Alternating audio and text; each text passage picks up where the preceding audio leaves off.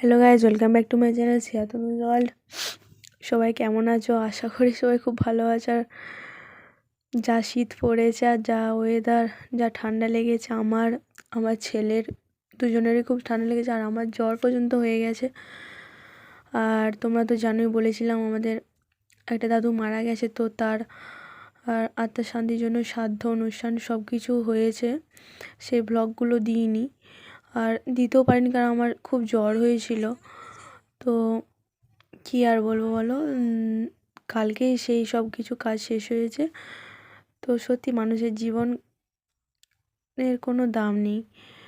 এই সেই মানুষটা ছিল, আবার আজ দেখো আর সে নেই, কিন্তু সবারই জীবন যেরকম চলছে সেরকমই চলছে। এই দেখো, এটা হচ্ছে আমাদের সবজির বাগান। এই যে এখানে পালং শাক, মূলো শাক, তারপর প্রথমেই যে দেখিয়েছি লাউ শাক, তারপর আমাদের কত লাউ হয়েছে বড় বড়। এই যে শীতকাল তো সবাই হয়তো প্রত্যেকেই হয়তো সবজি সব কিছু লাগিয়েছে। এই দেখো আমাদের ফুল গাছ লাগানো হয়েছে তুলসী মন্দিরের সামনে।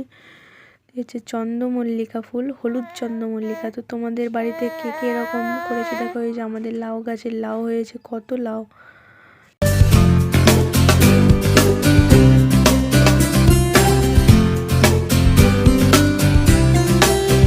দেখো, আমি আমার ছেলেকে নিয়ে এসেছিলাম ঘুম পাড়ানোর জন্য।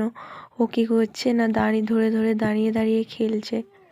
একদম ঘুমাতে চাইছিল না, কারণ ও ঘুমালে আমার অনেক কিছু কাজ কমপ্লিট হয়। তাছাড়া আমার মুড়ি খাওয়া হয়নি। এই যে এবার ঘুম পাড়িয়ে দিয়েছি, দিয়ে আমি মুড়ি নিয়ে বসে পড়েছি। এই যে আলু ভাজা ছিল, শসা, তারপর মিষ্টি, তারপর নারকেল, সব কিছু দিয়ে মুড়ি খেয়ে নিলাম। দিয়ে তারপর এখানে দেখো, এই যে আমার শ্বশুরমশাই এইমাত্র বাজার করে নিয়ে এলো। তো বাজারে পালং শাক বিক্রি হচ্ছিল, পালং শাক, তারপর ফুলকপি, শসা, বেগুন, বিম কলাই সব কিছু নিয়ে এসে। সত্যি এখনকার যুগের মানুষ ওষুধ ছাড়া কেউ বাঁচতে পারবে না। দেখো, সেই প্রেগনেন্সির সময় অনেক ওষুধ খেয়েছিলাম, তারপরের মধ্যে তোমার জ্বর জ্বালা টুকটাক হয়, কিন্তু অত ওষুধ খাইনি। কিন্তু এইবারে এতই জ্বর হয়েছিল আমার, তো এত ওষুধ দিয়েছে, ওষুধ খেতে একদম ভালো লাগে না, কিন্তু কী আর করবো। এই যে ওষুধটা আবার নুন চিনি জলের সাথে গুলতে হবে। ডাক্তার বলেছে তোমার শরীরে জল কম, তারপর প্রেশার কম, সব কিছুই কম, শরীরটা খুবই খারাপ হয়ে গেছে। কী আর বলবো বলো, এই যে ওষুধ না খেতে ইচ্ছা করলেও খেতে হবে।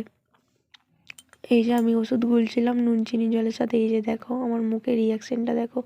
ওষুধটা এতটাই বাজে খেতে, কী আর বলবো, কিছু বলার নেই। কিন্তু রোগ হয়েছে, রোগ সারার জন্য ওষুধ খেতেই হবে। জ্বরের সাথে প্লাস গলায় ব্যথা সব কিছুই হয়েছে।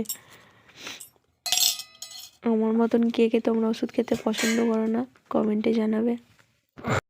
ছেলে ঘুমোচ্ছিল তখনও, তাই আমার ছেলে সমস্ত কিছু কাজ সেরে নেওয়ার পর আমি একটু বসেছিলাম, কারণ শরীরটা একদম ভালো লাগছিল না, আর মনটা খুব খারাপ ছিল। আমার মা বাবা সবাই অনুষ্ঠান বাড়িতে এসেছিলো, তাছাড়া অনেক কুটুম এসেছিলো, সবাই চলে গেছে যে যার বাড়ি। কী আর করবো, সত্যি মানুষের কপাল খারাপ হলে যা হয়। এই মেয়েটার কতটা কপাল খারাপ দেখো, এই যখন পেটে ছিল তখনই ওর বাবা মারা গেছে। এর বয়স হচ্ছে 5 মাস। ওর মা পেটের দায়ের জন্য আমাদের এখানে কাজ করতে এসেছে। এখন চাষের সময় তো অনেকে বাইরে থেকে কাজ করতে আসে, শুধু ওর মা কেন, ওদের বাড়ির প্রত্যেকেই এসেছে। ও হচ্ছে 5 মাস বয়স এই মেয়েটার। তো ওর মা ওখানে কাজ করছে, আর এখানে সকাল থেকে শুয়ে থাকে, ধুলো রোদ সব কিছুই লাগে, কিন্তু কিছু করার নেই। ওর মা মাঝে মাঝে ওকে একটু করে খাইয়ে দিয়ে আবার চলে যায়, ও এখানে একাই শুয়ে থাকে। কি কষ্ট মেয়েটার।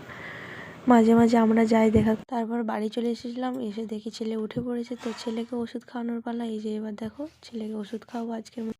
তো আজকের ভিডিওটি এ পর্যন্তই। তোমরা দেখলে আমি ছেলেকে ওষুধ খাওয়াচ্ছিলাম। তো মানুষ তো বললাম ওষুধ ছাড়া কেউ থাকতে পারে না, আমিও যেরকম ওষুধ খাচ্ছি, আমার ছেলে তো ঠান্ডা লেগেই আছে, ছেলেকে ওষুধ খাওয়াচ্ছিলাম। তো আমার ভিডিওটি যদি ভালো লেগে থাকে অবশ্যই লাইক কমেন্ট শেয়ার এবং সাবস্ক্রাইব করে দেবে। আমাকে একটু প্লিজ সাপোর্ট করবে, তাহলে আমিও তোমাদের মতন, তোমরা যারা যারা ইউটিউবার, আমিও তাদের মতন হতে পারবো। আমারও স্বপ্ন আমি একটা বড় ইউটিউবার হব। তো প্লিজ আমাকে একটু সাপোর্ট করো, যাতে আমি আরও এগিয়ে যেতে পারি। তো আজকে এই পর্যন্ত, টাটা। আর আমি সত্যিকারেই যতটা পারবো, যখন পারবো চেষ্টা করব তোমাদের সাথে সব কিছু শেয়ার করবা। তো তোমরা প্লিজ আমার ভিডিও দেখো, আমার সাথে থেকো, পাশে থেকো এবং লাইক কমেন্ট শেয়ার অবশ্যই করো, বারবার বলছি। তো আজকের মতন টাটা, সবাই সুস্থ থেকো।